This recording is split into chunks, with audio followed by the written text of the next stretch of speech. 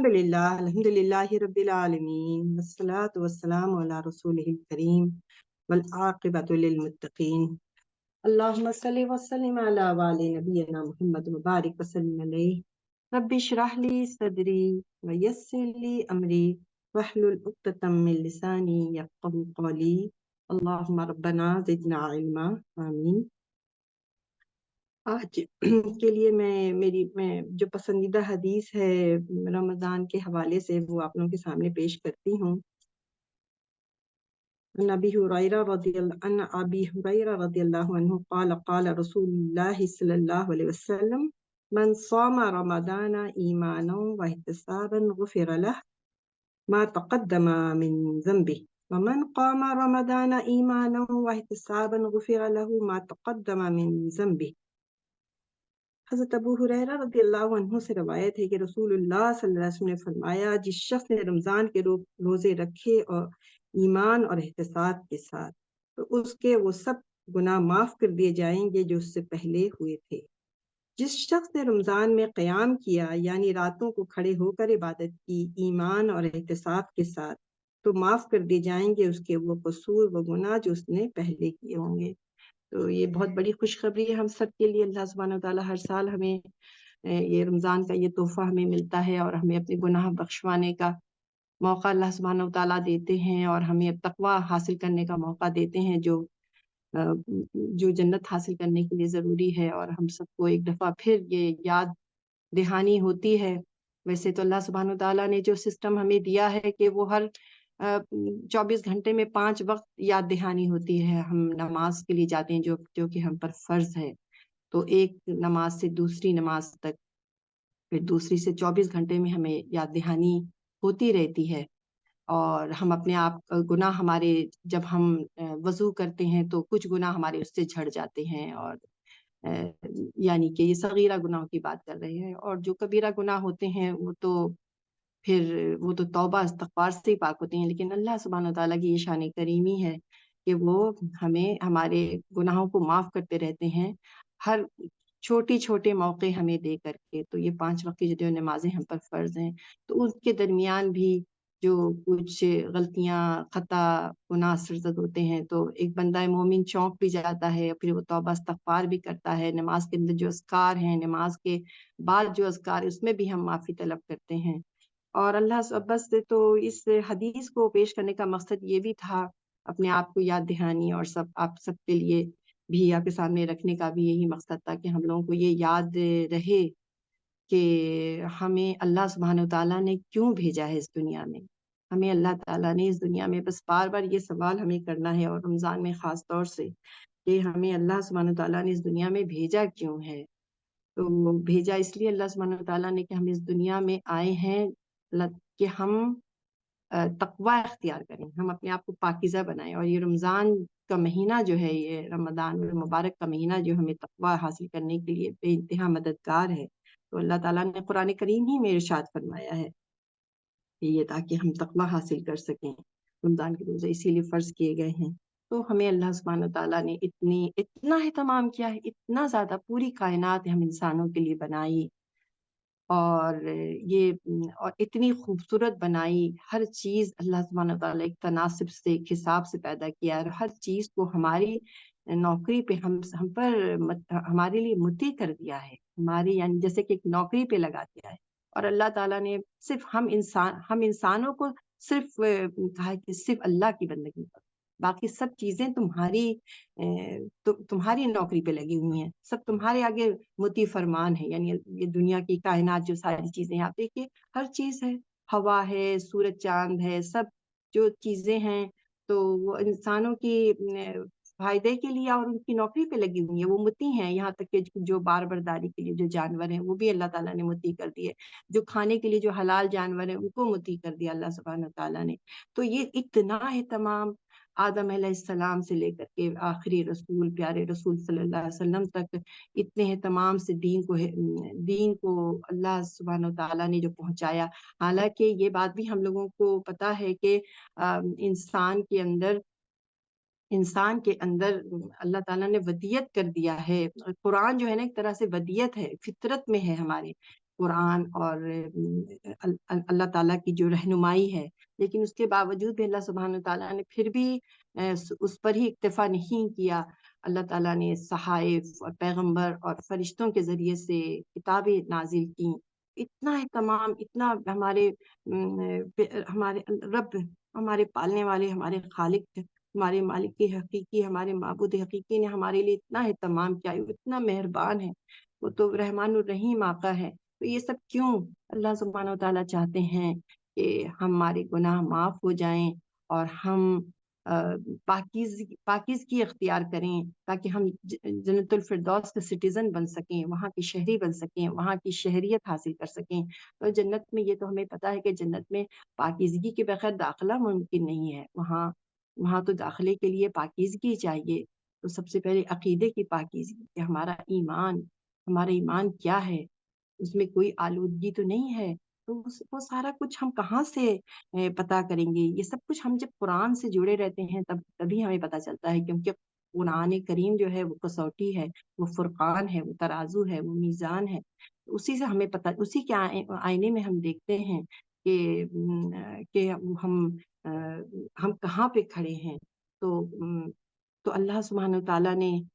تو ہمیں یہ دیکھنا ہے کہ ہمارا ایمان کیسا ہے، کس حالت میں ہے، اور کیا ہمارا ایمان پختہ ہو رہا ہے، اس میں امپروومنٹ ہو رہی ہے، پروگریس ہو رہی ہے۔ اور اس کے بعد یہ ہے کہ ہر چیز کو پاک کرنا۔ دیکھیے کہ ہم لوگ جب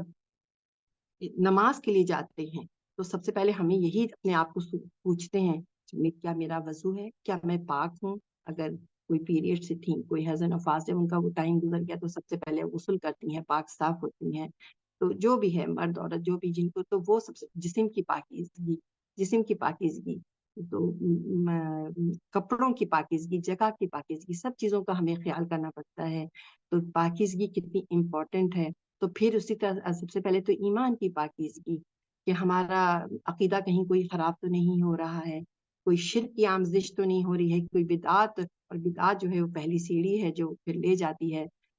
شرک کی طرف۔ اللہ سبحانہ تعالیٰ سے گڑ گڑا کے دعا کہ اللہ سبحانہ تعالیٰ ہمیں بدعات اور شرک سے محفوظ رکھے، اور ہم دوسروں کو بھی، اپنے بہنوں کو، پوری انسانیت کو اس چیز سے اللہ تعالیٰ ہمیں ایسا سکھا دے، اللہ تعالیٰ ہماری ایسی رہنمائی فرمائے کہ ہم دوسروں کے لیے باعث سے رہنمائی بن سکے۔ سب توفیق اور سب تو اللہ کی طرف سے ہے۔ تو اگر اللہ تعالیٰ نے ہمیں ذریعہ بنا دیا تو یہ ہمارے لیے کتنی بڑی بات ہو جائے گی، ہماری نجات کا ذریعہ ہو جائے گی۔ تو پھر کیا بات پتہ چلی کہ ایمان اور اخلاق کی پاکیزگی، ہم نے دیکھا کہ ایمان کی پاکیزگی، خود اس کی تطہیر، پھر اس کے بعد جسم کی پاکیزگی، لباس کی پاکیزگی، جگہ کی پاکیزگی، اور پھر ہمارے اخلاق کی پاکیزگی، ہمارے دل اور قلب پاک صاف رہیں۔ ہمارے قلب اور دل کب ناپاک ہو جاتے ہیں، آلودہ ہو جاتے ہیں،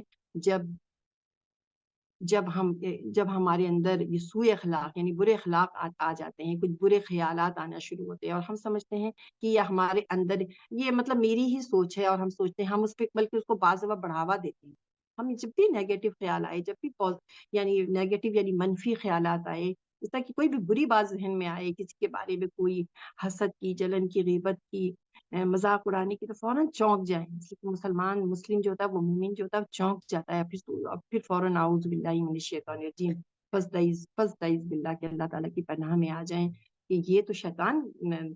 کا بہکاوا چل رہا ہے میرے ساتھ، اس کو وہ وساوس ڈال رہا ہے، اس نے اللہ سبحانہ تعالیٰ سے وعدہ کیا ہے کہ وہ انسان کو دائیں بائیں سے ہر طرف سے بہکائے گا۔ تو ہم اس وقت فوراً چونک جائیں اور اعوذ باللہ من الشیطان الرجیم پڑھیں، اللہ کا ذکر شروع کر دیں، اور اللہ کا شکر ادا کریں کہ ہم چونک گئے۔ تو ہمیں اپنے اخلاق کو پاکیزہ بنانا ہے، کہ اپنے دل کو ہر طرح کی آلودگی سے پاک رکھنا ہے، اور کسی کے دل میں ہمیشہ ہر ایک کے لیے اچھا سوچنا ہے، سب کی بہتری کے لیے سوچنا ہے۔ تو بس ہم لوگوں کو بس یہی یاد رکھنا ہے، مجھے یہی یاد رکھنا ہے کہ مجھے ہر طرح سے اپنے آپ کو پاکیزہ بنانا ہے، دین نے ہماری رہنمائی کی ہے کہ ہم کس طرح سے اپنے کپڑے پاک صاف رکھیں، نماز سے پہلے کیا ضروری ہے، وضو کیسے کرنا ہے، غسل کی حاجت ہے تو کیسے کرنا ہے۔ دین نے ہمیں کہیں پر بھی بے بس نہیں چھوڑا ہے، بہت ہی اعلیٰ طریقے سے بڑے اہتمام سے ہمیں سب کچھ سکھا دیا گیا ہے الحمدللہ۔ اور ہم قرآن سے بس جڑے رہیں کیونکہ یہ بہت ضروری ہے۔ اور اللہ سبحانہ تعالیٰ نے ہمیں رمضان کا مبارک مہینہ دیا ہے، تو اللہ تعالیٰ ہمیں اس سے فائدہ اٹھانے والا بنائے۔ اور اس میں ایک چیز آپ نے دیکھا ہوگا کہ احتساب کا ورڈ آیا ہے بار بار۔ احتساب اس چیز کا نام ہے کہ آدمی اپنے تمام نیک اعمال پر صرف اللہ تعالیٰ ہی سے اجر کا امیدوار ہو، اور اپنے آپ کو مخلص کر لے، خالص کر لے، اس کی ہر کام جو ہے اس کی اللہ تعالیٰ کو راضی کرنا ہے، بس مجھے تو اپنے رب کو راضی کرنا ہے، بس یہ بات ہمیں ہمارے پیش نظر رہنا چاہیے کہ اللہ کی رضا جوئی، اللہ تعالیٰ ہم سے راضی ہو جائیں، یہ اخلاص ہے۔ تو یہ اس سے بھی ہماری تطہیر ہوتی ہے، کیونکہ اگر دل میں یہ خیال آ گیا کہ کوئی فلاں جو ہے فلاں جگہ میری تعریف ہو جائے گی یا یہ ہو جائے گا، کسی بھی طرح کا اگر یہ اللہ کے سوا کسی چیز کا خیال آ گیا کہ مجھے یہ فائدے ملیں گے یا فلاں خوش ہو جائے گا یا فلاں جگہ میری تعریف یا شہرت ہو جائے گی، تو بس پھر اللہ کے لیے اخلاص نہیں رہا۔ بس جو بھی کرنا ہے، ہم قرآن پڑھیں، قرآن کا درس اٹینڈ کرتے ہیں یا قرآن پڑھتے ہیں یا پڑھاتے ہیں یا سکھاتے ہیں، سیکھتے ہیں، سب میں بس اللہ کی پیش نظر، بس اللہ ہم سے راضی ہو جائے، پھر وہاں تو سب کچھ ملے گا جو جو چاہیں گے۔ جب ایک دفعہ جنت میں داخلہ ہو جائے گا تو پھر تو وہاں یہ ہے کہ جو جو تم چاہو گے وہ تمہیں ملے گا، جس چیز کو تم طلب کرو گے وہ تمہیں ملے گا انشاءاللہ تعالیٰ۔ تو پھر آج کے لیے پھر آغاز کرتے ہیں، اور میرے خیال سے اللہ تعالیٰ سے دعا کرتے ہوئے دعا کے ساتھ آغاز کرتے ہیں کہ قرآن کریم ہمارا امام ہے، اور ہم اس کے اپنے دل دماغ کو، اپنی جتنی بھی ہماری برادری کی جو ہم نے کچھ ایسی چیزیں ہوتی ہیں جو برادری میں ایک رسم و رواج کی طرح سے رائج ہوتی ہیں، اور ہم اس کو دین سمجھ لیتے ہیں۔ ہمارے سب کانٹینٹ میں یہ بڑا مسئلہ ہے کہ کچھ چیزیں جو رسم ریچولز ہوتی ہیں، رسم رسومات، کچھ بدعات بھی ہوتی ہیں، کچھ بدعات نہیں بھی، تو اس کو بدعات نہ بھی صحیح لیکن وہ اس کو دین سمجھ لیا جاتا ہے جو دین نہیں ہے۔ تو اس کا بس کتنا آسان طریقہ ہے کہ قرآن کریم جو اللہ سبحانہ تعالیٰ کی کتاب ہے، جو ہمارے لیے ہے، اس سے ہم کیوں دور رہیں، بس اس سے ہمیں ہر وقت اس سے چمٹے رہنا ہے۔ تو اللہ سبحانہ تعالیٰ ہم سب کی مدد فرمائے، ہم سب بے انتہا کمزور اور گناہ گار ہیں، اللہ سبحانہ تعالیٰ ہم سب پہ رحم فرمائے۔ تو اس کے ساتھ پھر میں اپنی بہن جو تلاوت کے لیے آج کی جو قاریہ ہیں، تو میں ان سے ریکویسٹ کروں گی کہ وہ پھر گزارش کروں گی کہ وہ تلاوت سے آغاز کریں انشاءاللہ۔ أعوذ بالله من الشيطان الرجيم. بسم الله الرحمن الرحيم. لا يحب الله الجهر بالسوء من القول إلا من ظلم، وكان الله سميعا عليما. إن تبدوا خيرا أو تخفوه أو تعفوا عن سوء فإن الله كان عفوا قديرا. إن الذين يكفرون بالله ورسله ويريدون أن يفرقوا بين الله ورسله ويقولون نؤمن ببعض ونكفر ببعض ويريدون أن يتخذوا بين ذلك سبيلا. أولئك هم الكافرون حقا، وأعتدنا للكافرين عذابا مهينا. والذين آمنوا بالله ورسله ولم يفرقوا بين أحد منهم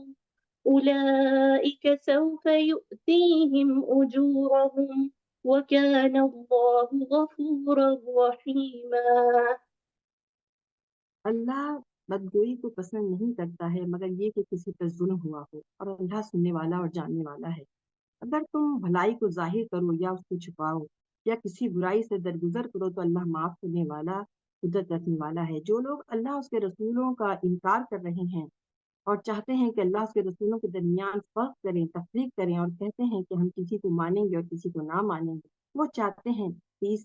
کے بیچ میں ایک راہ نکالیں، ایسے لوگ پکے کافر ہیں۔ اور ہم نے کافروں کے لیے ذلت کا عذاب تیار کر رکھا ہے۔ اور جو لوگ اللہ اس کے رسولوں کو ایمان لائے اور ان میں سے کسی کو جدا نہ کیا، اور جو لوگ اللہ اس کے رسولوں کو ایمان لائے اور ان میں سے کسی کو جدا نہ کیا، ان کو اللہ اجر دے گا، اور اللہ غفور الرحیم ہے۔ یعنی کہ یہاں پر یہ بات ہو رہی ہے کہ اللہ تعالیٰ بدگوئی کو پسند نہیں کرتا، یعنی کہ بری بات کرنا کوئی، جیسے کہ میں نے بھی شروع میں بھی کہا تھا کہ اللہ جو ہے، تو یہ بھی ایک مطلب کہ کسی کے بارے میں بری بات کرنا، لیکن اس میں کیا بات بتائی جا رہی ہے کہ اللہ بد زبانی کو تو پسند نہیں کرتا، مگر اگر کسی پہ ظلم ہوا ہے، کوئی مظلوم ہے، تو وہ اپنی بات سے کسی کو کہہ سکتا ہے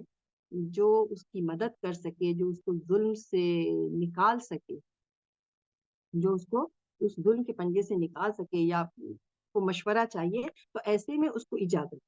کہ وہ جو مظلوم ہے، صرف اس چیز کے لیے کہ اپنی زبان، بعض دفعہ انسان غیبت کرتا ہے اور کسی کی برائیاں کرتا ہے، کہ صرف اس کو اس میں وہ انجوائے کرتا ہے، حالانکہ آپ سوچیں کہ اس سے کیا فرق پڑ جاتا ہے کہ کوئی اچھا ہے یا برا ہے، ہماری صحت پہ کیا فرق پڑتا ہے؟ ہمیں تو درد مندی سے، اگر ہمیں کوئی واقعی میں کوئی کسی میں کوئی برائی نظر آ رہی ہے جس میں ہمیں یہ لگتا ہے کہ اس کے دنیا آخرت دونوں کے لیے خرابی ہوگی، تو ہمیں تو اس کا خیر خواہ درد مند ہو جانا چاہیے، اور ہمیں قرآن سے حکمت سیکھتے ہوئے اس کو بہترین طریقے سے تنہائی میں اس کو بتانا چاہیے کہ یہ مطلب ایسے اس طریقے سے کہ وہ روب بھی نہ ہو، اس کی ایگو ہرٹ نہ ہو۔ یعنی کہ بعض دفعہ تو ہم کہتے بڑے ہی مطلب خیر خواہی کا جذبہ ہوتا ہے، لیکن ہمارا کہنے کا جوش میں ایسے کہہ دیتے ہیں لہجہ یا ایسا ہو جاتا ہے تلخ کہ وہ اس کے دل پر چوٹ پڑتی ہے۔ جب ظاہر ہے کہ یہ انسان کی نفسیات ہے کہ جب انسان کسی کو ٹوکتا ہے تو اس کے دل کو ایک چوٹ پڑتی ہے، تو یہ تو لامحالہ ہوتا ہے۔ تو اس میں انسان کو پھر یہی چاہیے کہ زیادہ سے زیادہ اس کو پہلے کو یہ فیل ہو جس کو آپ کہہ رہے ہیں کہ تم اس کے درد مند ہو، تم اس کے خیر خواہ ہو، سنسیئر ہو، تبھی یہ ایسا ہو سکتا ہے۔ تو یہاں پر اللہ سبحانہ تعالیٰ نے یہ بھی کہا اگر تم بھلائی کو ظاہر کرو یا اس کو چھپاؤ یا کسی برائی سے درگزر کرو تو اللہ معاف کرنے والا اور قدرت رکھنے والا ہے۔ تو کسی شخص کے اندر کوئی دینی یا دنیاوی عیب معلوم ہو تو اس کو شہرت دینا اللہ کو پسند نہیں ہے، سخت بلکہ سخت ناپسند ہے۔ نصیحت کا حق ہر ایک کو ہے، مگر نصیحت یا تو کسی کا نام لیے بغیر، انسان کو ایک عام جیسے عمومی انداز میں اگر کسی محفل میں بات ہو رہی ہے تو بعض دفعہ لوگ اس کا نام لے لیتے ہیں، اگر عام طور سے آپ کسی کے سلسلے میں عام طور ایسے کہہ دیں ان جنرل بات ہو جائے، عمومی طور سے بات ہو جائے، یا وہ شخص ہے جو ظاہر ایک ایسی جگہوں پہ نہیں ہے، اس سے جا کر کے مل کر کے تنہائی میں اس سے بات کیا جا سکتا ہے، اس کو بتایا جا سکتا ہے، تو انڈرسٹینڈنگ ڈیولپ کی جا سکتی ہے، پہلے تو اس کو اعتماد میں لیا جائے۔ اب ہم یہ دیکھیں کہ اللہ سبحانہ تعالیٰ صبح و شام لوگوں کے جرائم کو، گناہوں کو اگنور کرتے رہتے ہیں، نظر انداز کرتے رہتے ہیں۔ بندوں کو بھی اپنے اندر یہی اخلاق پیدا کرنا ہے نا، اور لیکن پھر یہاں پہ یہی استثنا ہے کیا کہ البتہ اگر کوئی ایک شخص مظلوم ہو تو اس کے لیے رخصت ہے کہ وہ ظالم کے ظلم کو لوگوں کے سامنے بیان کرے۔ کوئی کسی کا حق مار رہا ہے، کوئی کسی کے خلاف سازشیں کر رہا ہے، مکاریاں کر رہا ہے، تو یہ تو پھر نہیں ہو سکتا ہے نا، پھر یعنی وہ مزید پریشانیوں میں گھر جائے۔ تو بعض دفعہ ایسے واقعات، اونٹے کھڑے کر دینے والے واقعات ہوتے ہیں کہ استغفر اللہ، پھر فوراً اس وقت یہ خیال آتا ہے کہ ارے بھائی تم نے بتانا تھا کسی کو کوئی تمہاری مدد کر سکتا، تم نے ایسا کیوں جھیلا، یہ تو بہت غلط کیا تم نے اپنے ساتھ۔ تو یہ مطلب اسلام ہمیں یہ نہیں کہتا کہ آپ بالکل اپنے آپ کو سرنڈر کر دو، اور کوئی آپ کو تکلیف پہ تکلیف دے رہا ہے اور آپ اپنے آپ کو ایسا ہاتھ پاؤں باندھ کے ڈال دو کہ وہ آپ کو اور تکلیف پہنچاتا رہے، آپ کے خلاف اور سازشیں اور مکاریاں کرتا رہے، تو یہ تو اسلام یہ اس کا بھی روادار نہیں ہے۔ وہ دوسری طریقے سے ہے کہ کوئی انسان جو ہے دین کی طرف نہیں ہے، یا اس کے اندر بہت ساری ایسی برائیاں ہم کو دیکھتے ہیں، تو اس کو لے کے ہمیں نہیں بولنا چاہیے۔ اس کو اگر اس کے لیے اگر اس کی خیر خواہ ہے تو ہم اس سے اکیلے میں بات کریں، پہلے تو سب سے پہلے وہی بات ہے کہ انڈرسٹینڈنگ ڈیولپ کریں، اس کو پہلے عمومی طور سے اس کو دین کی طرف لایا جائے، اس کو قرآن کی طرف مائل کیا جائے۔ جب وہ قرآن کی نالج اس کو کسی حد تک ہو جائے گی، جو انسان اگر ایک دفعہ ترجمہ پڑھ لے قرآن کریم کا، ایک بار 2 بار، سال 1.5 سال لگتے ہیں اگر آرام سے کوئی پڑھے، تو پھر اس کے اندر اس کے ساتھ اس کو خود بخود بہت ساری چیزیں واضح ہو جاتی ہیں، تو اور وہ سمجھ جاتا ہے کہ خیر کیا ہے، شر کیا ہے، اللہ سبحانہ تعالیٰ ہم سے کیا چاہتے ہیں۔ تو تو مظلوم کو کے لیے تو رخصت ہے کہ وہ ظالم کے ظلم کو لوگوں کے سامنے بیان کرے، یہی چیز ہے آیت میں، یہی بات بتائی گئی ہے۔ اللہ کو بدگوئی اللہ ظلم پر اللہ بدگوئی کو پسند نہیں کرتا، مگر اللہ یہ کہ کسی پر ظلم ہوا ہو، اور اللہ سننے والا جانے۔ تو لیکن پھر یہ بھی کہا گیا ہے تاہم اگر مظلوم اگر صبر کر لے اور ظلم کرنے والے کو معاف کر دے تو یہ حق میں زیادہ بہتر، اس کے حق میں زیادہ بہتر ہے، کیونکہ اس طرح وہ ثابت کرتا ہے کہ اس کو دنیا کے نقصان سے زیادہ آخرت کے نقصان کی فکر ہے۔ جو شخص کسی بڑے غم میں مبتلا ہو تو اس کے لیے چھوٹے غم بے حقیقت ہو جاتے ہیں نا، کسی کو بڑے بڑے غم مل جاتے ہیں تو وہ کہتا ہے یہ چھوٹی یہ کیا چیز ہے، تو اس کے لیے چھوٹے غم بے حقیقت ہو جاتے ہیں۔ تو یہی حال اس شخص کا ہوتا ہے جس کے دل میں آنے والے ہولناک دن، وہ کون سا دن؟ جو قیامت کا دن ہوگا، اللہ کے حضور کھڑے ہونے کا دن ہوگا، جس دن حساب کتاب کا دن ہوگا، تو اس دن کا جب ہولناک دن کا غم سمایا ہو تو پھر یہ دنیا کی چھوٹی چھوٹی چیزیں پھر کیا حیثیت رکھتی ہیں۔ جیسا کہ ایک حدیث میں آپ کے سامنے رکھنا چاہوں گی کہ جس نے تمام غموں، پیارے رسول صلی اللہ علیہ وسلم کا فرمان ہے جو میں اپنے الفاظ میں کہہ رہی ہوں، کہ جس نے تمام غموں کو ایک غم بنا لیا، آخرت کا غم، تو اللہ سبحانہ تعالیٰ اس کے دنیا کے غموں کے لیے کافی ہو جائیں۔ تو تو مکہ کے لوگ، اچھا اس میں یہ بھی ہے کہ اس میں ایک اور بات کرنا چاہ رہی تھی آپ کے سامنے اس سے پہلے کہ آگے تلاوت ہو، کہ مکہ کے لوگ حضرت ابراہیم علیہ السلام کی نبوت کو مانتے تھے، اسی طرح یہودی حضرت موسیٰ علیہ السلام کی نبوت کو تسلیم کرتے تھے، اور مسیحی حضرت عیسیٰ علیہ السلام کی نبوت کو، مگر ان سب نے پیغمبر عربی محمد صلی اللہ علیہ وسلم کی نبوت کو ماننے سے انکار کر دیا۔ ان میں سے ہر ایک جو ہے ماضی کے پیغمبر کو ماننے کے لیے تیار تھا، مگر ان میں سے کوئی وقت کے پیغمبر کو ماننے کے لیے تیار نہیں۔ تو یہی ہم دیکھتے ہیں کہ جب ان لوگوں کی دوسرے پیغمبروں کے بارے میں پڑھتے ہیں، سرگزشت پڑھتے ہیں، تو ان کے ساتھ بھی یہی ہوا تھا۔ جس وقت وہ زمین پر ہوتے ہیں اور جب وہ اللہ کی دعوت دیتے ہیں تو لوگ سب ان کے مخالف ہوتے ہیں۔ تو یہ لیکن جب وہ دنیا سے تشریف لے جا چکے ہوتے ہیں تو اب ان کے پیچھے اور پھر تو کتنی وہ گلوف بھی کرتے ہیں۔ تو وہ بھی تو حالانکہ جن نبیوں کو مان رہے تھے، یعنی کہ جیسے کہ میں نے بتایا کہ ان تینوں کے بارے میں، تو لیکن رسول صلی اللہ علیہ وسلم کو نہیں مان رہے تھے، تو اس کا کیا، ان میں سے ہر ایک ماضی کے پیغمبر کو ماننے کے لیے تیار تھا، مگر ان میں سے کوئی وقت کے پیغمبر کو ماننے کے لیے تیار نہ ہوا۔ حالانکہ جن نبیوں کو وہ مان رہے تھے وہ بھی اپنے زمانے میں اس قسم کی وہ بھی اسی طرح کے ریئیکشن انہوں نے بھی جھیلا، انہوں نے بھی اس طرح کا ظلم و ستم سہا، یہی مخالفانہ رد عمل سے انہوں نے بھی اس کو فیس کیا، جس سے پیغمبر عربی کو دوچار ہونا پڑا۔ تو اس قسم کی ہر کوشش حق پرستی اور نفس پرستی کے درمیان راستہ نکالنے کے لیے ہوتی ہے، تاکہ یہ یعنی نفس پرستی اصل میں ہوتا ہے، تاکہ جو ان کی خواہشات کا جو ایک اسٹیچو ہے، خواہشات کا جو ڈھانچہ ہے وہ بھی نہ ٹوٹنے پائے، اور آدمی جو ہے جنت بھی حاصل کر لے۔ تو اصل بات کیا ہے کہ ماضی کی نبوت ایک مانی ہوئی نبوت ہوتی ہے نا، ماضی کی نبوت ایک مانی ہوئی نبوت ہوتی ہے، جبکہ وقت کے پیغمبر ہوتے ہیں ان کو ماننے کے لیے آدمی کو ایک نیا ذہنی سفر طے کرنا ہوتا ہے۔ ماضی کی نبوت زمانہ گزرنے کے بعد پھر وہ تسلیم کر لیتا ہے نا لوگ، جب پہلے موسیٰ علیہ السلام کی بات نہیں مانتے تھے، کتنا ان کے ماننے والوں نے بھی ان کو اتنی اذیتیں اور تکلیف دی اپنی باتوں سے، اپنی حرکات سے، لیکن پھر ایک جب وقت گزر چکا ہوتا ہے تو وہ تسلیم شدہ نبوت بن جاتی ہے۔ تو وہ پھر جب ایک آدمی اسی اس میں پیدا ہوتا ہے پیدائشی طور پر، اس کو تو وہی ماحول ملتا ہے، مگر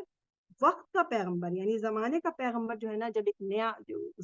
جب نبوت چل رہی تھی، اب تو نبوت کا دروازہ آپ صلی اللہ علیہ وسلم تو آخری رسول تھے وہ تو بند ہو چکا، تو لیکن جب تک نبیوں کا سلسلہ رہا، رسولوں کا سلسلہ رہا، تو ہر پیغمبر تو ایک متنازع شخصیت ہوتا ہے، وہ دیکھنے والوں کو کیا ہوتا ہے، کیا اچھا یہ تو ہماری طرح انسان ہے، عیسیٰ علیہ السلام کو بھی یہی بات سہنا پڑا تھا، تو یہ تو ہماری طرح انسان دکھائی دیتا ہے، اس لیے اس کو ماننے کے لیے ضروری ہوتا ہے کہ آدمی کو ایک نیا ذہنی سفر طے کرے۔ تو وہ اللہ تعالیٰ کو اس کو مطلب اپنی ذہنی اپنی شعور کو کھولنا پڑتا ہے، اور اس کے لیے ہم وہی بات ہے کہ آسان طریقہ کیا ہے کہ ہم قرآن کریم سے جڑ جائیں اور قرآن کریم سے اپنا تعلق رکھیں۔ تو ماضی کے پیغمبر کو ماننا جو ہوتا ہے نا، وہ ایک جیسے کہ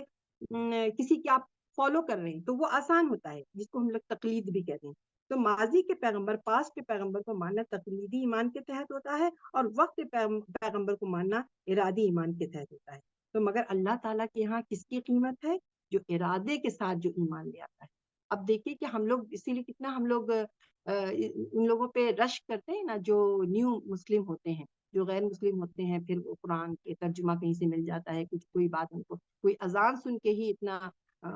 وہ اس کے اندر اتنی چینجز آتی ہیں، اور اس کا دل ایسا مائل ہو جاتا ہے۔ تو تو جو اپنے پیغمبر کو، اس لیے اس وقت جو وقت کا پیغمبر ہوتا ہے، اس کے لیے اس کو ماننا ان کے لیے ایک مشکل بن جاتا ہے، اس کو وہ مقام نہیں دینا چاہتے۔ اور جو ماضی کا ہوتا ہے تو وہ تو ایک ماحول بنا ہوا ہوتا ہے۔ تو یہاں پر یہی بات تھی کہ اللہ تعالیٰ کے نزدیک کیا چیز ہے۔ اللہ تعالیٰ کے نزدیک جو ہے وقت کے، اللہ کے یہاں کس چیز کی قیمت ہے؟ اللہ کے یہاں قیمت ارادی، جو یعنی کہ انسان اپنے شعور سے، اپنے ارادے سے، اپنی نیت سے جو کرتا ہے، وہ اللہ تعالیٰ کے یہاں مقبول اور مقصود ہے۔ اب دیکھیے کہ اسی وجہ سے ہم لوگ جو ہے ان کی قدر و قیمت کرتے ہیں نا، جو غیر مسلم ہوتے ہیں اور مسلمان ہوتے ہیں، کیونکہ وہ کیسے، مطلب کہ کتنی بڑے وہ سمندر اختلاف کا اور مخالفت کا ایک سمندر طے کر کے پھر وہ اسلام کو، اس لیے کہ کوئی آسان کام نہیں ہوتا کہ اپنی برادری سے کٹ کر کے سارے لوگ مخالف ہیں اور وہ اسلام قبول کر لیں۔ أهل الكتاب أن تنزل عليهم كتابا من السماء فقد سألوا موسى أكبر من ذلك فقالوا أرنا الله جهرة فأخذتهم الصاعقة بظلمهم ثم اتخذوا العجل من بعد ما جاءتهم البينات فعفونا عن ذلك وآتينا موسى سلطانا مبينا ورفعنا فوقهم الطور بميثاقهم وقلنا لهم ادخلوا الباب سجدا وقلنا لهم لا تعدوا في السبت وأخذنا منهم ميثاقا غليظا فبما نقضهم ميثاقهم وكفرهم بآيات الله وقتلهم الأنبياء بغير حق وقولهم قلوبنا غلف بل طبع الله عليها بكفرهم فلا يؤمنون إلا قليلا وبكفرهم وقولهم على مريم بهتانا عظيما وقولهم إنا قتلنا المسيح عيسى ابن مريم رسول الله وما قتلوه وما صلبوه ولكن شبه لهم وإن الذين اختلفوا فيه لفي شك منه ما لهم به من علم إلا اتباع الظن وما قتلوه يقينا بل رفعه الله إليه وكان الله عزيزا حكيما وإن من أهل الكتاب إلا ليؤمنن به قبل موته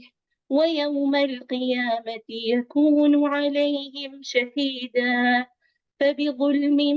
من الذين هادوا حرمنا عليهم طيبات أحلت لهم وبصدهم عن سبيل الله كثيرا وأخذهم الربا وقد نهوا عنه وأكلهم أموال الناس بالباطل وأعتدنا للكافرين منهم عذابا أليما لكن الراسخون في العلم منهم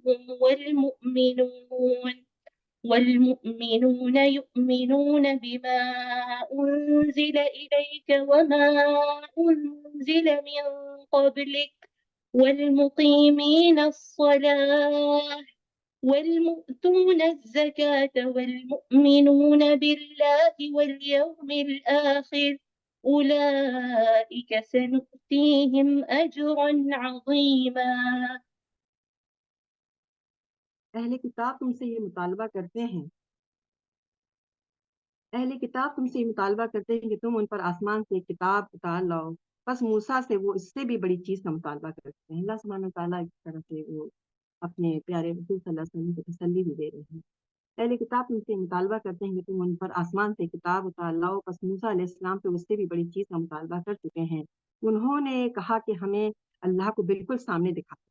لانیہ دکھا دو، بس ان کی زیادتی کے باعث ان پر بجلی آ پڑی۔ کھلی نشانی آ چکنے کے بعد انہوں نے بچڑے کو معبود بنا لیا، پھر ہم نے ان سے درگزر کیا اور موسیٰ علیہ السلام کو ہم نے کھلی حجت عطا کی، اور ہم نے ان کے اوپر کوہ طور کو اٹھایا ان سے عہد لینے کے واسطے، اور ہم نے ان سے کہا کہ دروازے میں داخل ہو سر جھکائے ہوئے، اور ان سے کہا کہ سب کے معاملے میں زیادتی نہ کرنا، اور ہم نے ان سے مضبوط رہے۔ تو یہاں پر خدا کا جب اللہ تعالیٰ کے جو پیغمبر انسانوں میں سے ایک انسان ہوتا ہے، وہ عام آدمی کی صورت میں لوگوں کے سامنے آتا ہے، اس لیے لوگوں کو سمجھ میں نہیں آتا ہے۔ جیسے کہ میں نے بھی پچھلے یہ بات کی تھی کہ جو وقت کا پیغمبر ہوتا ہے اس کو بہت مخالفت کرنا ہو، اس کو مخالفت سہنا پڑتا ہے، فیس کرنا پڑتا ہے، تو اس لیے لوگوں کو سمجھ میں نہیں آتا کہ عام آدمی کو کس طرح اللہ کا نمائندہ مانے، وہ کیسے یقین کر لے کہ سامنے کا آدمی ایک ایسا شخص ہے جو اللہ کی طرف سے بولنے کے لیے مقرر ہوا ہے۔ اس لیے وہ کہتے ہیں کہ جو کلام تم پیش کر رہے ہو اس کو آسمان سے آتا ہوا دکھاؤ، یا خدا خود تمہاری تصدیق کے لیے آسمان سے اتر پڑے، تب ہم تمہاری بات مانیں گے۔ مگر اس قسم کا مطالبہ حد درجہ غیر سنجیدہ مطالبہ، کیونکہ انسان کا امتحان تو یہ ہے کہ وہ دیکھے ڈرے۔ اللہ سبحانہ تعالیٰ نے ان کو پیارے رسول صلی اللہ علیہ وسلم کو چاہے بتائے، اس لیے کہ آپ صلی اللہ علیہ وسلم تو اپنے آپ کو کچھ بھی کمی، آپ کوئی چیز میں بھی جب اتنی مخالفت اس طرح ہوتا تھا تو آپ صلی اللہ علیہ وسلم سمجھتے تھے کہ کیا میرے ہی دعوت میں کوئی کمی رہ گئی، تو اللہ سبحانہ تعالیٰ بار بار ان کے ہمت بناتے تھے، حوصلہ دیتے تھے، تسلی دیتے تھے کہ تمہارا کام تو بس پہنچا دیں۔ ان لوگوں کے دل ہی کچھ ایسے ہیں کہ یہ اس طرح کی باتیں کرتے ہیں۔ تو اب انہوں نے جب یہ کہا کہ یہاں پر یہ ایک بات دیکھنی کہ اللہ تعالیٰ کو دیکھنے کی خواہش اگر شرح صدر کے لیے ہو، مانے اطمینان قلب کے لیے ہو، تو کوئی ایسی قابل ملامت چیز نہیں ہے، لیکن بنی اسرائیل کا یہ مطالبہ صرف ان کی بے یقینی اور شک کا مظاہرہ اور اصل میں ریفیوز کرنا تھا، ان کو جھٹلانے کا بہانہ تھا۔ انہیں کسی طرح اس بات کا یقین ہی نہیں آتا تھا کہ اللہ تعالیٰ موسیٰ علیہ السلام سے کلام فرماتے ہیں، اسی لیے ان پر عذاب ہوا، ان پہ سزا ہوئی، اس لیے کہ ان کا مدعا یہ ہے کہ اللہ نے ان پر کوئی تو اس یہاں پر جو آیا ہے نا فَأَخَذَتْهُمُ الصَّاعِقَةُ بِالظُّلْمِهِمْ کے جو الفاظ آئے ہیں، ان کا مطلب کیا ہے کہ اللہ نے ان پر کوئی زیادتی نہیں کی، بلکہ انہوں نے خود اپنے اوپر زیادتی کی ہے۔ وہ ایک ایسے تجربے کے لیے ضد کیا انہوں نے جس کی طاقت ان کو خود ان کے اندر نہیں تھی، اس کی تاب وہ کسی طرح نہیں لا سکتے تھے۔ اس کا نتیجہ یہ ہوا کہ خود کسی کی زد میں آ گئے، اور اس کے بعد اس کی صورت یہ ہوئی کہ سیدنا موسیٰ علیہ السلام کے حکم جب یہاں پر یہ ہوا تھا، ترجمہ میں نے میرے خیال سے بہت ہی کم پڑا ہے، تو اس میں جب یہ انہوں نے کہا تھا کہ اہل کتاب تم سے مطالبہ کریں کہ اس قرآن کے بجائے ان پر براہ راست آسمان سے کتاب اتار لاؤ، سو اس میں کوئی تعجب کی بات نہیں۔ انہوں نے موسیٰ علیہ السلام سے بھی بڑا مطالبہ کیا تھا، انہوں نے مطالبہ کیا تھا کہ ہمیں خدا کو سامنے دکھاؤ، تو ان کی اس سرکشی کے باعث ان کو کڑک میں آ گیا، تو یہ ان کی ضد تھی، تو پھر اس کی پاداش میں آ گئے، پھر انہوں نے بچڑے کو معبود بنا لیا۔ اس کے بعد ان کے پاس کھلی کھلی نشانیاں آ چکی تھیں، اس پر بھی ہم نے ان سے درگزر کیا، اور اللہ تعالیٰ نے اپنے احسانات بتا رہے ہیں تو ان سے درگزر کیا، اور موسیٰ علیہ السلام کو ان پر صریح غلبہ عطا فرما دیا تھا۔ ہم نے طور کو ان پر اٹھا لیا تھا، اور ان سے عہد کے ساتھ ان کو حکم دیا تھا کہ شہر کے دروازے میں سر جھکائے ہوئے داخل ہوں، اور ان سے کہا تھا کہ سب کے معاملے میں نافرمانی نہ کرنا۔ ان سب چیزوں پر ہم نے ان سے پختہ عہد لیا تھا، پھر ان کے اپنے عہد توڑ دینے کی وجہ سے ہم نے ان پر لعنت کر دی، اس وجہ سے کہ انہوں نے اللہ کی آیتوں کو نہیں مانا، اور ان کے نبیوں کو ناحق قتل کر دینے کی وجہ سے، اور اس وجہ سے کہ انہوں نے کہا ہمارے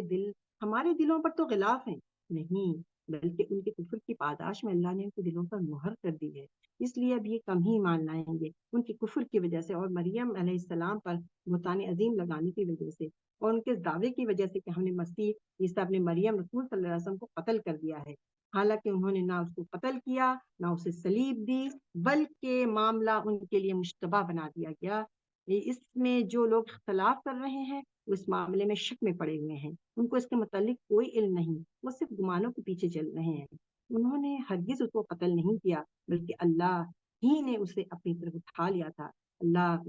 بڑا زبردست اور بڑی حکمت والا ہے۔ تو یہاں پر اللہ جو یہ والی بات ہوئی کہ ان کے نتیجے وہ جو انہوں نے یہ کہا تھا کہ اللہ کو ہمیں دکھاؤ، پھر ان پہ وہی کڑک نے آ لیا تھا، تو اس کے اچھا جب یہ انہوں نے بچڑے کو معبود بنا لیا تھا، اس کے بعد کیا ہوا؟ اس کی صورت جیسا کہ ہم لوگ پڑھ بھی چکے ہیں سورہ بقرہ وغیرہ میں، کہ اس کی صورت یہ ہوئی کہ سیدنا موسیٰ علیہ السلام کے حکم سے بنی اسرائیل کی جماعت کو مجرموں سے پاک کر دیا گیا، اور کسی کو ان کے سامنے چون چرا کرنے کی ضرورت نہیں ہوئی۔ تو بائبل سے بھی سب بہت ساری چیزیں ملتی ہیں، اور قرآن سے بھی پھر وہ تھا نا کہ اپنوں کو قتل کرو، ہر کوئی اپنے لوگوں کو، اب جو جن کے رشتہ داروں نے، بھائی نے، جنہوں نے بچڑے کو معبود بنانے میں کیا تھا، تو پھر اس کا حکم ہوا تاکہ اس طرح کے جو مشرک لوگ ہیں، جو وقت کا رسول اگر ہے اور اس کے سامنے یہ شرک ہو رہا ہے، تو پھر اس کی سزا تو پھر سزائے موت ہی ہوگی نا۔ تو اچھا، قرآن اور بائبل دونوں سے معلوم ہوتا ہے کہ بنی اسرائیل سے یہ عہد پہاڑ کے دامن میں اس طرح لیا گیا کہ طور اپنی جگہ سے اکھڑ کر سائبان یعنی جیسے چھتری کی طرح ان کے سروں پر لٹک رہا تھا، اور انہیں لگتا تھا کہ وہ ان پر گر کر رہے گا۔ تو قرآن کریم میں یہاں اس حالت کو پہاڑ کی ان پر اٹھا لینے کی تعبیر کیا ہے، تو اس کے لیے اصل میں ورفعنا فوقہم الطور کے الفاظ آئے ہیں۔ تو اس سے جس حقیقت کو جیسے کہ پیش کرنا کیا مقصد ہے کہ خدا نے ان کے اوپر طور کو بھی اٹھایا اور ان کے ساتھ معاہدے کو بھی، کہ یہ معاہدہ ہے، یہ عہد، یہ میثاق ہے، اور یہ پہاڑ، اگر اس معاہدے کی بے حرمتی ہوئی تو اسی پتھر سے تمہارا سر کچل دیا جائے گا۔ تو پھر اس کے بعد یہ جو جہاں ان کو کہا گیا تھا کہ سر جھکائے ہوئے داخل ہوں، تو یہ کون سی جگہ تھی؟ یہ سرزمین فلسطین ہی کا کوئی شہر تھا، سرزمین فلسطین۔ اللہ تعالیٰ سے دعا ہے کہ ان پر کیا کتنے پتہ نہیں 6 مہینے ہو گئے، ان پہ کیا قیامت گزر رہی ہے فضا میں، سوچنے ہم تصور کر کے بھی لرز جاتے ہیں۔ اللہ تعالیٰ تو یہ سرزمین فلسطینی کا کوئی شہر تھا جس کی فتح کے بعد انہیں عاجزی کے ساتھ داخل ہونے کی ہدایت کی گئی تھی۔ اور یہاں پر جو بھی سبت کی بات ہوئی ہے، اس میں کچھ اسکالرز یہ بھی کہتے ہیں کہ سب کا مطلب تو اب سیٹرڈے ہوتا ہے نا، یعنی ہفتے کا دن، تو اصل میں یہ بھی جمعے کا ہی دن تھا، تو جسے بنی اسرائیل نے اس کے اگلے دن سے بدل ڈالا۔ ان کے ہاں یہ دن پشت در پشت تک دائمی عہد کے نشان کے طور پر اللہ کی عبادت کے لیے خاص تھا، اور اس میں ان کے لیے کام کاج، سیر و شکار، اس کی ڈیٹیل ہم لوگ اس میں بھی پڑھیں گے سورہ الاعراف میں۔ تو ان کے لیے کام کاج، سیر و شکار، حتیٰ کہ گھروں میں آگ جلانا اور لونڈی غلاموں سے کوئی خدمت لینا بھی ممنوع قرار دیا گیا۔ ان کی ایک بستی کے لوگوں نے اس دن کی پابندیوں سے اپنے آپ کو آزاد کرانے کے لیے شرعی ہیلے ایجاد کیے۔ اس طرح اللہ کی شریعت کا مذاق اڑایا، یہ اسی کا ذکر ہے۔ تو یہود نے پھر اس کے بعد ایک اور بات یہاں پہ جو ایک اور پوائنٹ ہے کہ اللہ تعالیٰ نے انہوں نے جو کہا نا ہمارے دلوں پر تو بڑا مطلب کہ کبرانہ انداز تھا کہ ہمارے دلوں پر تو غلاف ہے، یعنی ہمارے دل محفوظ ہیں، ہمارے دل میں یہ دوسری کوئی چیز جو ہمارے پاس جو ہمیں مل گیا وہی ہے۔ اب یہ نبی کی بات یا آخری رسول جو ہیں ان کی بات ہمارے دلوں میں آنے والی نہیں ہے، ہمارے دل تو یا تو غلاف چڑھ گئے ہیں، دونوں باتیں، اور یا پھر جن کا یہ کہنا تھا یعنی تکبرانہ انداز تھا کہ ہمارے دل تو محفوظ، ہمارے دلوں پر تو غلاف ہے، نہیں، بلکہ کفر کی بات پاداش میں اللہ نے ان کے دلوں پر مہر لگائی۔ جب انسان طویل عرصے تک گناہ کرتا رہتا ہے تو پھر اس کا دل جو ہے وہ پھر سیاہ ہو جاتا ہے، اس کی پھر وہ مسخ ہو جاتا ہے۔ جو اللہ تعالیٰ نے اس کے اندر قلب سلیم رکھا ہوتا ہے ہر انسان کے اندر، تو اس کو ٹوکتا رہتا ہے، لیکن ایک ٹائم آتا ہے کہ وہ پھر وہ اس کا ضمیر مردہ ہو چکا ہوتا ہے یا وہ ختم ہو چکا ہوتا ہے، اس کے اندر طاقت ختم ہو چکی ہوتی ہے۔ اللہ تعالیٰ نے تو ہر انسان کے اندر، جس کو ہم لوگ اردو میں ضمیر کہتے ہیں، کہ اندر انسان ایک ہوتا ہے جو اس کو رہنمائی کرتا ہے، اگر وہ اس پر چل پڑتا ہے سیدھے راستے پر، تو پھر اللہ سبحانہ تعالیٰ فرشتوں کو وہ کر دیتے ہیں کہ تم اس کی مدد کرو اپنے راستے پہ چلائیں، تو اور پھر اللہ تعالیٰ اس سے خوش بھی ہوتے ہیں، راضی بھی ہوتے ہیں۔ اور اگر وہ شیطانی وساوس کو ہی پیچھے چل پڑتا ہے اور اپنی نفس کی، چونکہ اس کا نفس اس کو یہی چاہتا ہے، جو شیطانی وساوس اس کے دل میں آ رہے ہیں نفس بھی اس کا یہی چاہتا ہے، تو پھر جو ہے پھر اللہ تعالیٰ کو چھوڑ دیتے ہیں، پھر شیطان اس کو جہاں چاہے لے جائے، جس کھڈ میں چاہے گرائے. تو یہ ساری چیزیں ہمیں قرآن کریم سے پتہ چلتی ہیں. تو پھر تو نہیں، بلکہ کفر کی پاداش میں اللہ نے ان کے دلوں پر مہر لگا دی، اس لیے کبھی ایمان لائیں گے. اور ان کے کفر اور کیا تھا کہ مریم علیہ السلام پر بہتان عظیم لگانے کی وجہ سے، اور ان کے اس دعوے کی وجہ سے کہ ہم نے مسیح ابن مریم کو، رسول اللہ کو قتل کر دیا ہے. حالانکہ انہوں نے نہ اس کو قتل کیا، نہ اسے صلیب دی،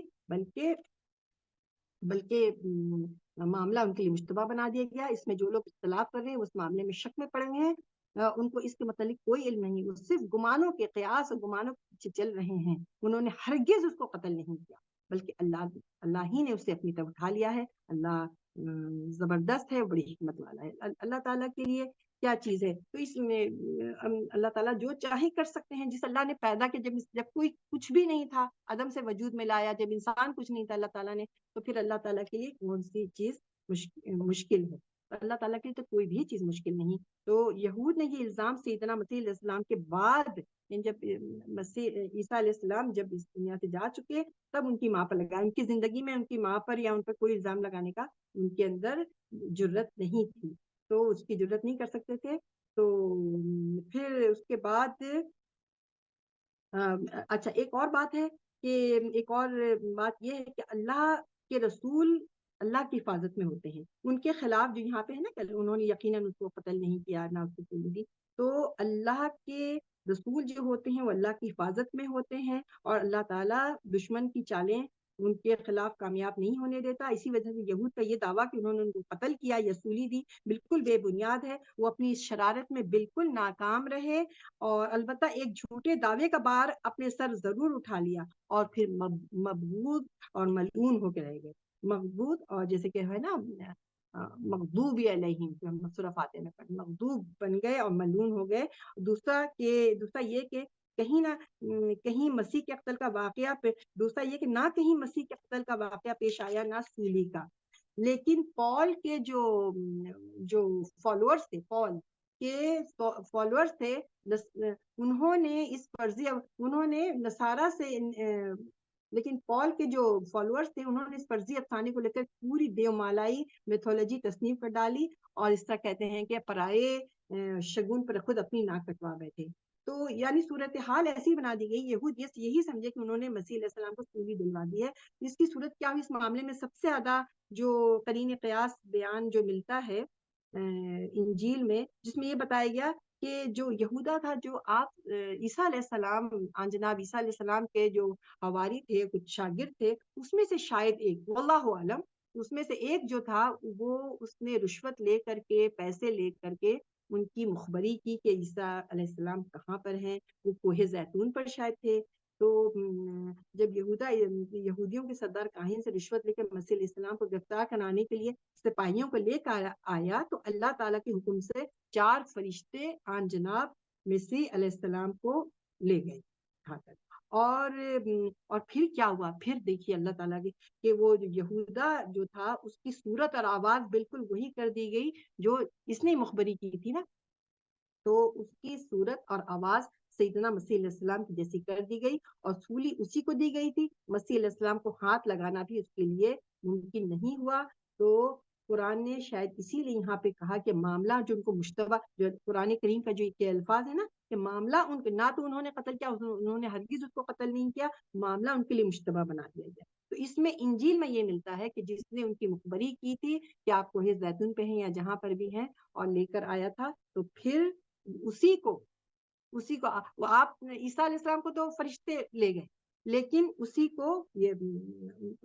کو سولی دے دی گئی، کیونکہ اس کی یہ اللہ تعالیٰ نے اس کو وہیں پہ، اس کو آخرت کا عذاب تو ہو گئی، اور پھر اس کو دنیا ہی نہیں دے ہوا، اور وہ چیختا ہی رہا کہ میں وہ نہیں ہوں. اور اس کی آواز بھی اور اس کی شکل بھی عیسیٰ علیہ السلام جیسی کر دی گئی. تو یہ ان کے جرائم، اس لیے آپ قرآن کے سوا یہ براہ راست آسمان سے اتری کسی کتاب کا مطالبہ کریں. پھر وہی جو بات پہلے ہوئی تھی کہ تو ان کی پرواہ نہ کرو اے پیغمبر، ان اہل کتاب میں سے ہر ایک موت سے پہلے لازماً اسی قرآن پر یقین کر لے گا اور قیامت کے دن ان پر گواہی دے گا. پھر ان یہودیوں کے ظلم کی وجہ سے ہم نے ایسی پاکیزہ چیزیں بھی ان پر حرام کر دی تھیں جو ان کے لیے حلال تھیں، اس وجہ سے کہ اللہ تعالیٰ اللہ کی راہ سے بہت روکتے رہے، اس وجہ سے کہ سود لیتے رہے، حالانکہ انہیں اس سے روکا گیا تھا، اور اس وجہ سے کہ لوگوں کا مال باطل طریقوں سے کھاتے رہے، اور یہ انہی کے منکرین ہیں جس کے لیے ہم نے دردناک عذاب تیار کر رکھا ہے۔ تو اچھا، یہ جو بات ہے نا کہ اکرمہ جو حضرت ابن عباس عبداللہ بن عباس کے بہت لائق فائق شاگرد تھے، وہ کہتے انہوں نے اس کا جو ترجمہ کیا ہے، اکرمہ کہتے ہیں کہ کوئی یہودی یا عیسائی نہیں مرے گا یہاں تک کہ وہ جو ہے نا کہ کوئی وہ نہیں مرے گا مگر وہ اس پر ایمان لے آئے گا۔ تو وہ کہتے ہیں کہ کوئی یہودی یا عیسائی نہیں مرے گا یہاں تک کہ محمد صلی اللہ علیہ وسلم پر ایمان لے آئے۔ لا یموت نصرانی ولا یہودی حتی یؤمن محمد صلی اللہ علیہ وسلم۔ یہودی و نصارہ کے پاس آسمانی علم تھا، ایسے لوگ یہ سمجھنے میں غلطی نہیں کر سکتے تھے کہ پیغمبر عربی کی دعوت خالص اللہ کی دعوت ہے، مگر پیغمبر عربی کو ماننا اور ان کے مشن میں اپنا مال، اپنی زندگی لگانا ان کو اپنی دنیاوی مصلحتوں کے خلاف نظر آتا تھا۔ اس بنا پر انہوں نے آپ کا ساتھ دینے سے انکار کر دیا، مگر موت جب آدمی کے سامنے آتی ہے تو اس قسم کی تمام مصلحتیں باطل ہوتی ہوئی نظر آتی ہیں، تو اس وقت آدمی کے ذہن کے تمام مصنوعی پردے جو ہے وہ ہٹ جاتے ہیں۔ تو اچھا، یہاں پہ اور جو کچھ اور مفسرین ہیں وہ یہ کہتے ہیں، جو یہ کہا گیا ہے کہ ان میں سے کوئی بھی اپنے مطلب جو بھی اپنی موت سے پہلے ان پر ایمان لے آئے گا، تو یعنی وہ کہتے ہیں کہ اس کا مرجع جو ہے، پہلی ضمیر کا مرجع جو ہے مطلب جو کدھر لوٹتا ہے، قرآن مجید کی طرف ہے، اور دوسری کا رسول صلی اللہ علیہ وسلم کا ہے، یعنی کہ جو بھی ہے ان میں سے وہ ایمان اپنی مرنے سے پہلے وہ ایمان لے آئے گا، یعنی اس کو اپنے مرنے سے پہلے اس کو پتہ چل جائے گا اور وہ اس پر ایمان لے آئے گا، کہ یہ مطلب نہیں مسلمان ہو جائے گا، مطلب یہ اس کو پتہ چل جائے گا اور وہ سمجھ جائے گا اچھی طرح سے، لیکن پھر بھی وہ اس پر، یعنی کہ یہ جو بات ہے کہ ان اہل کتاب میں سے ہر ایک اپنی موت سے پہلے وَإِن مِّنْ أَهْلِ الْكِتَابِ إِلَّا لَيُؤْمِنَنَّ بِهِ قَبْلَ مَوْتِهِ وَيَوْمَ الْقِيَامَةِ يَكُونُ عَلَيْهِمْ شَهِيدًا۔ یہ جو آیت کا پہلا ٹکڑا ہے، تو اس میں کیا ہے کہ ان اہل کتاب میں سے ہر ایک اپنی موت سے پہلے لازماً اس قرآن پر یقین کر لیں، لیکن اس کے باوجود بھی ایمان نہیں لائیں گے، یعنی کہ کتنی ہی لوگ ہم لوگ یہود کے بارے میں پڑھتے ہیں نا، یہود سردار کے بارے میں، خود صفیہ رضی اللہ تعالیٰ عنہا جو امہات المومنین میں سے تھی، اپنے والد اور چچا کا بتاتی ہیں کہ وہ سب پہچان گئے تھے رسول صلی اللہ علیہ وسلم کو، لیکن انہوں نے کہا آپس میں جو بات کر رہے تھے، جو تفہیم القرآن میں بھی مودودی صاحب اس میں بھی نقل ہے وہ بات چیت ان کی، کہ ہاں تو کہتے اب کیا ارادہ، کہتے جب تک دم دم ہے مخالفت کریں گے۔ تو یہاں پر تو اس کا اچھا، تو یہ جو کہہ رہے ہیں کہ مطلب قرآن مجید ہے، اور دوسرا جو ضمیر ہے وہ آپ صلی اللہ علیہ وسلم کا ہے، مطلب یہ کہ آج یہ اہل کتاب قرآن اور نبی کی صداقت تسلیم کرنے کے لیے شرط ٹھہراتے ہیں کہ وہ آسمان سے کتاب اترتی ہوئی دکھائیں تب وہ یقین کریں گے۔ قرآن فی الواقع اللہ کی کتاب ہے اور محمد صلی اللہ علیہ وسلم واقعی اللہ کے رسول ہیں، اس ہیلے سے وہ ان تمام عقلی نقلی تاریخی دلائل کو نظر انداز کر لیں۔ تو اسی لیے اللہ تعالیٰ نے تسلی بھی دی کہ تم سے جو یہ کہہ رہے ہیں، تو موسیٰ علیہ السلام تو اس سے بھی زیادہ انہوں نے ڈیمانڈز کیے تھے، تو لیکن وہ وقت بھی دور نہیں جب یہ یہود و نصارہ قرآن اور پیغمبر کی کہی ہوئی ایک ایک بات کو واقعات کی شکل میں اپنی آنکھوں سے دیکھ لیں گے، اور قرآن ان کے لیے جس رسوائی و نامرادی اور جس ذلت اور شکست کی خبر دے رہا ہے، وہ پیغمبر کی دنیا سے اٹھنے سے پہلے وہ پیغمبر کی دنیا، یعنی پیغمبر رسول اللہ صلی اللہ علیہ وسلم کے اٹھنے سے پہلے اس طرح ان کی آنکھوں کے سامنے آ جائے گی کہ اس کو جھٹلانا ان کے لیے ممکن نہیں رہے گا، اگرچہ ایمان کی سعادت ان کو یہ سب کچھ دیکھنے کے باوجود بھی حاصل نہیں ہوگی۔ إنا أوحينا إليك كما أوحينا إلى نوح والنبيين من بعده وأوحينا إلى إبراهيم وإسماعيل وإسحاق ويعقوب والأسباط وعيسى وأيوب ويونس وهارون وسليمان وآتينا داود زبورا ورسلا قد قصصناهم عليك من قبل ورسلا لم نقصصهم عليك وكلم الله موسى تكليما۔ رسلا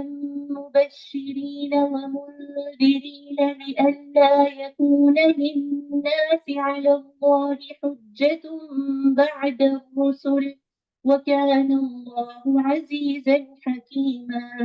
لكن الله يشهد بما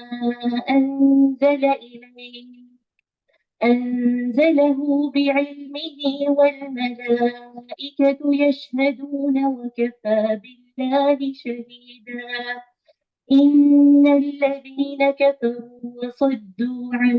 سبيل الله قد ضلوا ضلالا بعيدا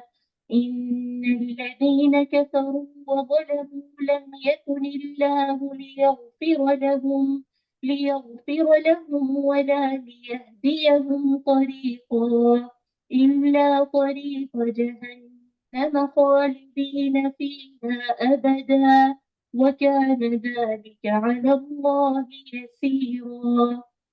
يا أيها الناس قد جاءكم الرسول بالحق من ربكم فآمنوا خيرا لكم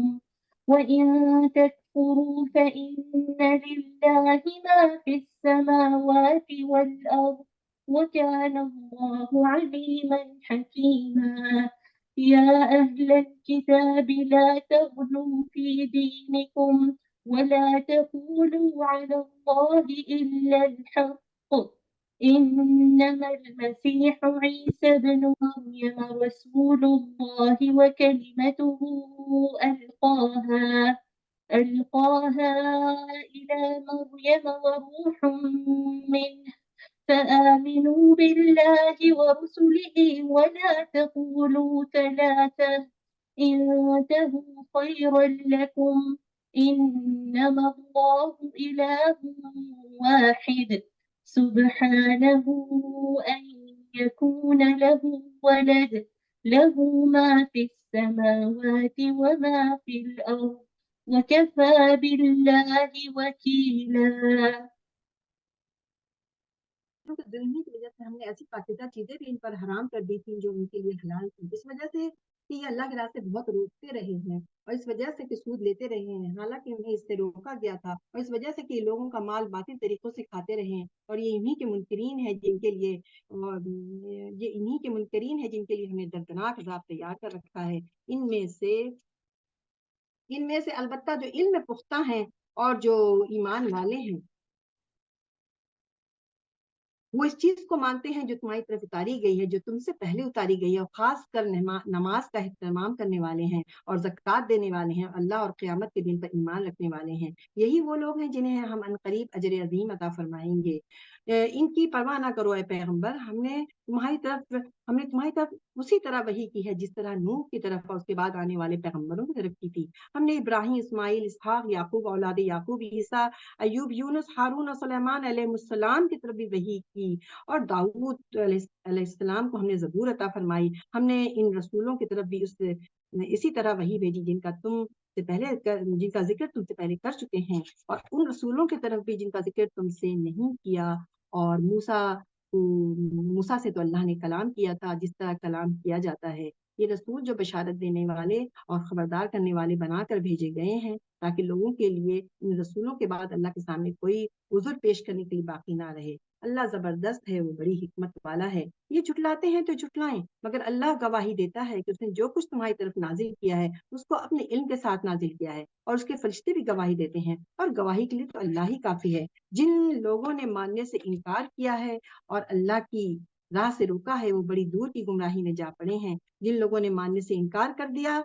اور اس طرح اپنی جانوں پر ظلم کیا، اللہ انہیں بخشنے والا نہیں ہے اور نہ انہیں جہنم کے سوا کسی اور راستے کی ہدایت دینے والا ہے۔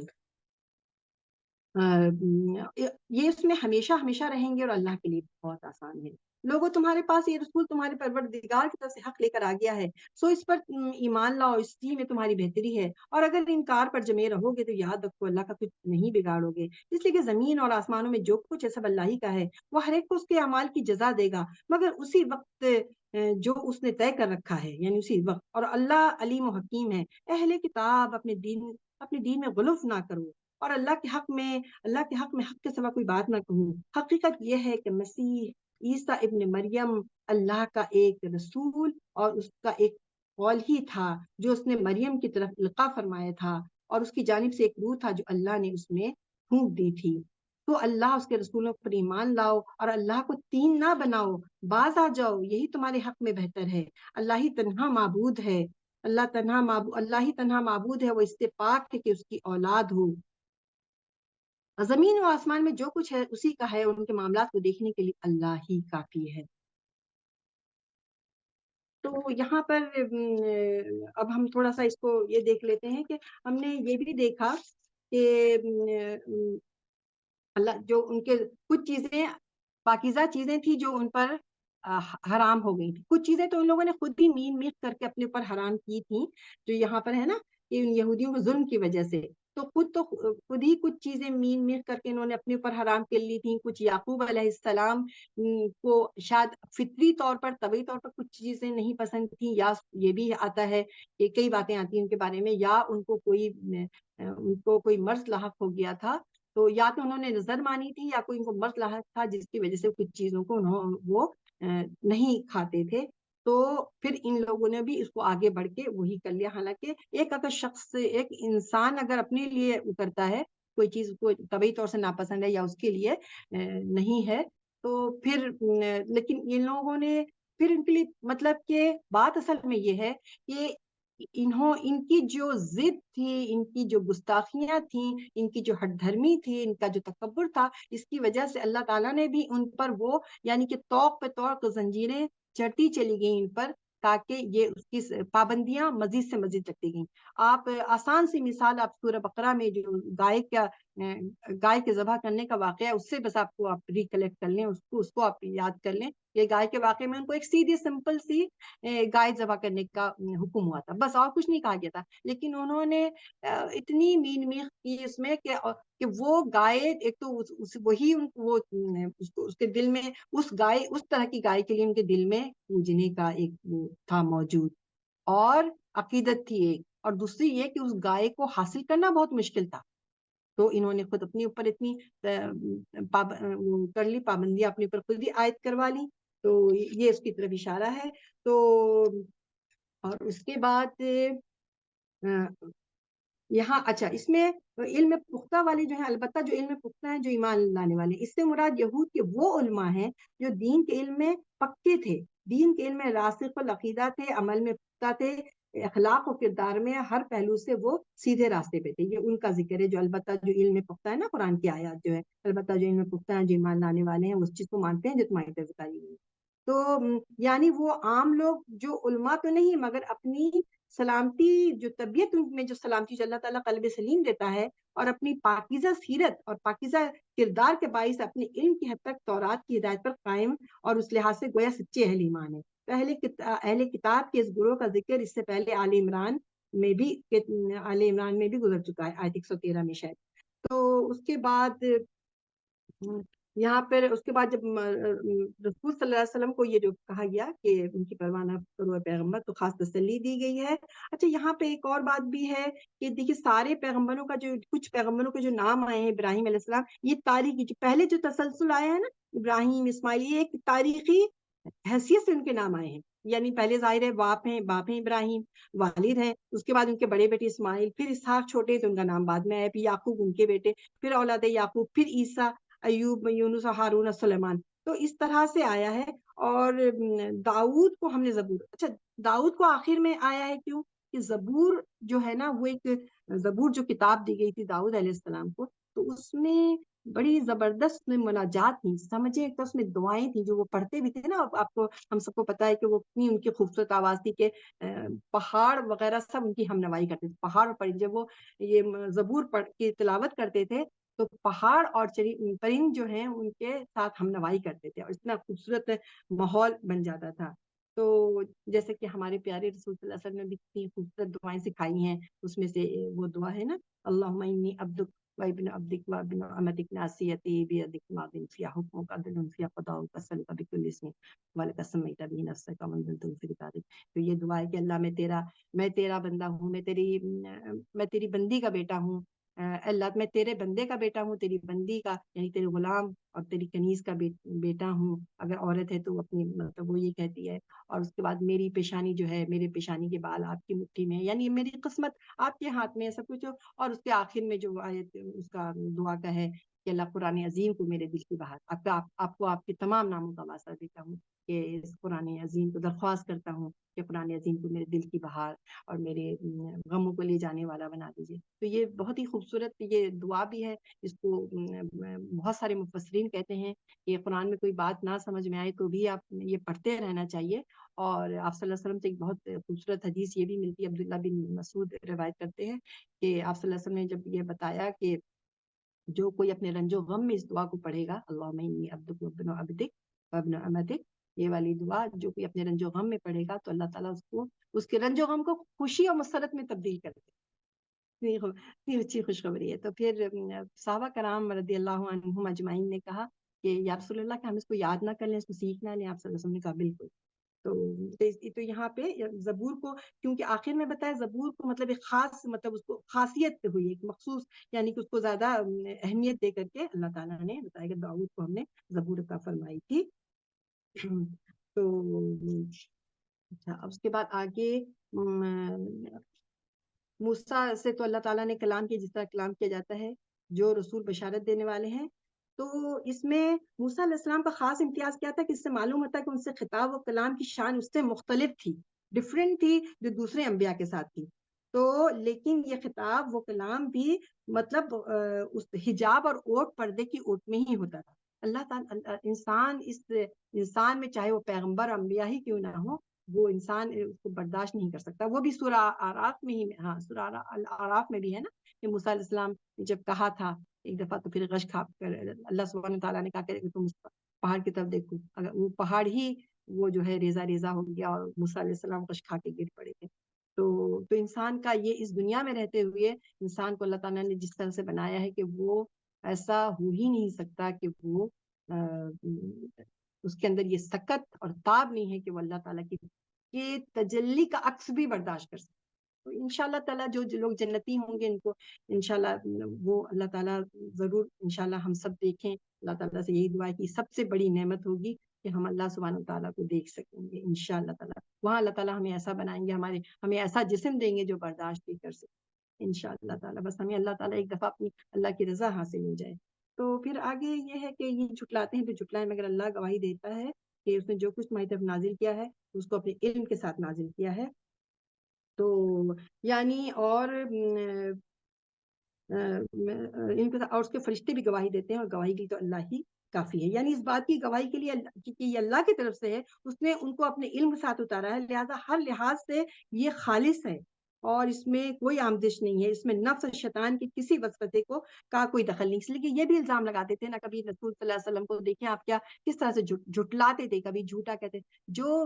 پیارے رسول اپنی بعثت سے پہلے صادق اور امین کے نام سے مشہور تھے، ان کو کبھی کہتے تھے کہ یہ جھوٹے ہیں، تو کاہن ہیں، تو جادوگر ہیں، اور استغفر اللہ مجنون ہیں، اس طرح کی باتیں کرتے تھے. تو قرآن نے یہ بات نبی صلی اللہ علیہ وسلم کی تسلی کے لیے فرمائی، لیکن یہ وہی کے صداقت کے لیے، وہی کی سچائی کے لیے بھی ایک دلیل ہے. تو جیسا کہ مفسرین لکھتے ہیں کہ وہی کی صداقت کی جو دلیل بیان ہوئی ہے تو یہ اسی کی طرح ایک تاریخی شہادت بھی ہے. یعنی انبیاء کی تاریخ اور ان کی وہی کی کسوٹی پر جانچ کر قرآن اور پیغمبر کا درجہ متعین کیا گیا ہے. اب یہ دوسری دلیل بھی بیان ہوئی ہے. تو یہاں پر یہ کیا بات کہہ رہے ہیں کہ گواہی تو اللہ کے لیے کافی، جب اللہ گواہی دے دے گا تو پھر اور کیا چیز چاہیے. تو جن لوگوں نے ماننے سے انکار کیا ہے اور اللہ کی راہ سے روکا ہے وہ بڑی دور کی گمراہی میں جا پڑے ہیں. تو یہاں پر لوگوں تمہارے پاس یہ رسول تمہارے پروردگار کی طرف سے حق لے کر آ گیا ہے. تو آیت میں خطاب اگرچہ عام ہے لیکن آگے کے مضمون سے یہ واضح ہوتا ہے کہ یہ اہل کتاب اور خاص طور سے نصارہ کی طرف ہے یہ اشارہ جو ہے. اور اس کے بعد یہاں پر جو بات ہوئی ہے کہ ایک رسول تھا مسیح عیسیٰ ابن مریم، اللہ کا ایک رسول اور ایک قول ہی تھا جو مریم کی طرف القاء فرما دیا گیا تھا. تو یعنی کہ خدا کا کلمہ کن اور اس کی طرف سے ایک روح تھی عیسیٰ علیہ السلام، جو اسی طرح پھونکی گئی جس طرح آدم و حوا میں پھونکی گئی تھی. اس کی بنا پر انہیں خدائی کا درجہ آخر کیسے دیا جا سکتا ہے؟ تو اور یہاں پہ آگے جو بات ہوئی ہے کہ تم باز آ جاؤ کہ اللہ اس کے رسولوں پہ ایمان لاؤ اور اللہ کو تین نہ بناؤ. تو اس سے کیا تثلیث کا جو عقیدہ آپ نے جو سنا ہوگا نا، اس سے مراد نصارہ کا عقیدہ تثلیث ہے. یہ پول کی مطلب اختراع، مطلب کہ بس جھوٹی باتیں اختراعات میں سے ہے. اور اس کی روح سے، پول کی روح سے کیا ہے؟ باپ، بیٹا اور روح القدس. باپ، بیٹا، روح القدس کس کو؟ جبرائیل علیہ السلام کو. تینوں الوہیت میں، الہی ہونے میں، استغفر اللہ نعوذ باللہ، یہ تینوں الوہیت میں شریک ہیں. تو اور مطلب لیکن وہ اس طرح سے بات کو گھما پھرا کے کرتے ہیں کہ توحید پر ایمان کا دعویٰ بھی ان کا برقرار ہے. وہ آج بھی کہتے ہیں کہ ہم لوگ تو بت پرست نہیں ہیں، ہم لوگ تو مشرک نہیں کرتے ہیں، مشرکین میں سے نہیں ہیں، لیکن ان کے افعال تو مشرکانہ ہیں. تو بہرحال وہ چونکہ اب بات کو اس طرح کرتے ہیں کہ ان کی کہ توحید کا دعویٰ بھی برقرار رہے، تو اسی لیے اللہ تعالیٰ نے ان کو کبھی مشرکین کہہ کے نہیں پکارا، اہل کتاب پہ پکارا ہے. تو پھر یعنی جب خلق کے تمام معاملات کو دیکھنے کے لیے اللہ ہی کافی ہے، تو کسی کو خدائی میں شریک کرنے کی گنجائش کہاں سے پیدا ہوگی جب اللہ تعالیٰ کافی ہے؟ جب جو کچھ آسمانوں میں ہے اور جو کچھ زمین میں ہے سب اللہ کے لیے ہے، تو پھر اللہ تعالیٰ کسی کو اپنا شریک بنائے گا کیوں؟ اللہ تعالیٰ کسی کو بیٹا بنانے کی یہ محتاجی، بیٹا اور اولاد اور بیوی اور شوہر، یہ تو جس دنیا کی محتاجی. اللہ تعالیٰ تو ان سب چیزوں سے پاک ہیں. جبھی تو ہم پڑھتے ہیں تسبیحات میں سبحان اللہ، اللہ تعالیٰ ہر چیز سے، ان سب تمام عیب سے منزہ ہے، پاک ہے. یہی تو چیز ہے سبحان اللہ. ہم یہ اللہ تعالیٰ کی پاکیزگی بیان کرتے ہیں. تو یہاں پہ وہ بات ختم ہو جی. کفا باللہ وکیلا، اور ان معاملات کو دیکھنے کے لیے اللہ ہی کافی ہے. تو